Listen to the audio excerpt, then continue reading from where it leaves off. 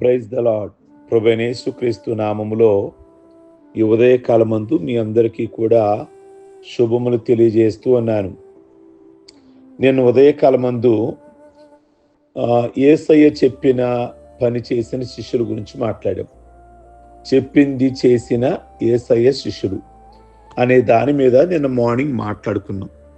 శిష్యులు ఏ విధంగా గాడిదను తీసుకొచ్చారు, ఎలా విధేయత చూపించారు అనే మాట మాట్లాడాము. ప్రియ దేవుని బిడ్డలారా, అలాగే సౌలు జీవితంలో ఎలా విధేయత చూపించలేకపోయాడు, ఆదాము అవ్వలో కూడా దేవుని మాటకు ఎందుకు విధేయత చూపించలేకపోయారు అనే మాట మనము ధ్యానం చేశాము. ఈరోజు అదే కంటిన్యూషన్ చేస్తున్నాను. ఈరోజు చాలామంది దేవుని బిడ్డలు అని చెప్పుకునే వ్యక్తులు చాలామంది దీవించబడలేకపోవడానికి కారణం ప్రభువు చెప్పిన మాట ప్రకారంగా జీవించలేకపోవటం, దేవుని వాక్యము చెప్పుచున్న విధులు పాటించలేకపోవడం, దేవుని మాటల ప్రకారం చేయరు గాని చెప్పనిది చేస్తారు. 1 రాజుల గ్రంథము 17వ అధ్యాయము 10వ వచనం నుండి 13వ వచనం వరకు చూస్తే దేవుడు దైవజనుడైన ఏలియా జీవితంలో జరిగిన సంఘటన కనబడుతుంది. దేవుడు ఏలియా భక్తుని కెరీతు వాగు దగ్గర కాకులతో పోషించిన విషయం మనకు తెలుసు. ఆ పోషించిన కాలము ముగిసిపోయిన తరువాత సారేపతి ఊర్లోనున్న ఒక విధవరాలితో దేవుడు మాట్లాడాడు. దైవజనుని పోషించాలి అని చెప్పాడు. ఆ విధవరాలు కట్టెలు ఏరుకొనిచుండగా ఏలియా వచ్చాడు.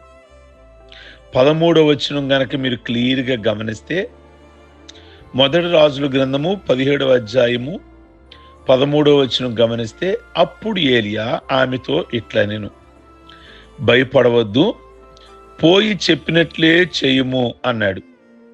అప్పటికే ఏలియా దాహమునకు నీళ్లు తెమ్మనగా ఆమె నీరు తెచ్చుటకు వెళ్ళబోగా, నాకొక రొట్టె ముక్కను నీ చేతితో తీసుకొని రమ్మన్నాడు. అప్పుడు ఆ స్త్రీ, నీ దేవుడైన యెహోవా జీవముతోడు, తొట్టిలో పట్టెడు పిండియు బుడ్డిలో కొంచెము నూనె మాత్రమే నా దగ్గరున్నాయి, అప్పము ఒకటైనను లేదు. మేము చావక ముందు నేనింటికి పోయి వాటిని నా బిడ్డకు చేసుకోవాలి అని చెప్పుద్ది. అప్పుడు ఆ దైవజనుడు అంటాడు ఆమెతో, చెప్పినట్లు చేయమన్నాడు. ఈమె మనసులో, నేను నా కుమారుడి రాత్రికి తింటాము, ఇక రేపటి నుండి పస్తుతో చేస్తాం అన్న భావన సందిగ్ధతలో ఉంది ఈవిడి. దేవుడు చెప్పిన మాటలు దేవుడు చెప్పినట్లుగా చేసింది. దైవజనునికి మొదట అప్పం ఇచ్చింది, దేవుడు చెప్పినట్లు చేసింది. గ్రంథములో వ్రాయబడిన విషయము మనం గమనిస్తే, సుమారు 3 సంవత్సరాల కాలము తాను, తన కుమారుడు, తన ఇంటివారు, దైవజనుడు కలిసి భోజనం చేసినను తొట్టిలో పిండి అయిపోలేదు, బుడ్డిలో నూనె కూడా అయిపోలేదు. చూసారా? ఈ పూట తిని తాను కుమారుడు చనిపోతామని తలంచిన తల్లికి ఎంతటి ఆశీర్వాదం దొరుకుట కారణం ఏంటో తెలుసా? చెప్పినట్లు చేయుటే. మన జీవితాలలో నేర్చుకోవాల్సిన పాఠం, దేవుడు చెప్పినట్లు చేయాలి. ఆవిడ అలాగే చేసింది. మొదట నాకు ఒక అప్పము తీసుకురమ్మని అన్నాడు. మరి ఆ రాత్రికే వాళ్ళకి ఆ ఫుడ్, తెల్లారికి కరువు. ఇక ఇంట్లో ఏ వస్తువు కూడా, ఏ పిండి కూడా, ఏ నూనె కూడా, ఏ పుల్లలు కూడా, కట్టెలు కూడా ఏమీ లేవు. ఇక లాస్ట్ అన్నమాట. లాస్ట్గా ఉన్న కొద్దిగా దైవ సేవకుడితో దేవుడు మాట్లాడాడు. ఆ దైవ సేవకుడు వీళ్ళతో మాట్లాడాడు. చెప్పిన మాటలు వింది నిజంగా ఆ ఒక్కగానొక్క అప్పం, ఆ కాస్త నూనెతో పెనం మీద కాల్చి ఇచ్చింది. నిజంగా 3 సంవత్సరాల పైన తను కానీ, తన కుమారుడు కానీ, తన ఇంటిలో వారు కానీ, దైవ సేవకుడు ఏలియా కానీ నిజంగా మరి ఏది కూడా దేవుడు తక్కువ చేయలే. నిజంగా దేవుని మాట వింటే ఏ కుటుంబానికైనా, ఏ వ్యక్తికైనా ఆశీర్వాదం. కాకపోతే ఇలాంటి సంఘటనే మన కుటుంబంలో ఎదురవుతే, ఇది నాకు కావాలి కదండి ఈ అప్పం, లేదా నాకు కావాలి కదండి ఈ వస్తువు, వెనక్కి ముందుకి 100 సార్లు ఆలోచిస్తాము. అక్కడే దేవుని చిత్తము నెరవేర్చలేకపోతున్నాం. అక్కడే దేవుడి పరీక్షలో నెగ్గలేకపోతున్నాం. ప్రియ దేవుని బిడలారా, దేవుడు దైవ సేవకులు చెప్పినట్లు చేయుట ఎంతో మేలు. కనుక ఈ మాటలు మనం గమనించాలి. 2 రాజుల గ్రంథములో 8వ అధ్యాయము 1 నుండి 6వ వచనం చూస్తే, అక్కడ గనురాలైన స్త్రీ సంతానము లేకుండా ఉన్న ఆ సందర్భంలో దైవజనుడు ఎలీషా భక్తుడు ప్రార్థించినప్పుడు వారికి ఒక కుమారుడు కలిగాడు. దైవజనుడు ఆ స్త్రీని పిలిచి, ఈ దేశంలోనికి మీరుంటున్న ఈ ప్రాంతంలో 7 సంవత్సరాలు కరువు వస్తుంది. నీవు నీ ఇంటివారు ఈ దేశమును విడిచి ఎచ్చటైనా ఉండండి. 8వ అధ్యాయము 2వ వచనం చూస్తే, ఆ స్త్రీ లేచి దైవజనుని మాట చొప్పున చేసినట్లుగా మనకు కనబడుతుంది. తాను, తన భర్త, కుమారుడు వేరే దేశంలో పనిచేసుకొని బ్రతికారు. తమ స్వంత ఊరిలో సంపద గలవారే. కానీ దైవజనుడు చెప్పాడు, చెప్పింది చేసింది. ఇంతలో 7వ సంవత్సరము వచ్చింది. ఆ దేశపు పద్ధతి ఏమిటంటే, ఎవరైనా వారి ఆస్తిని విడిచి 7 సంవత్సరాలు దాటితే వారి ఆస్తిని ప్రభుత్వం వారు తీసేసుకుంటారు. ఈ విషయం ఎరిగిన ఈ తల్లి ఈ సంగతి రాజుతో మనవి చేయడానికి వెళ్ళింది.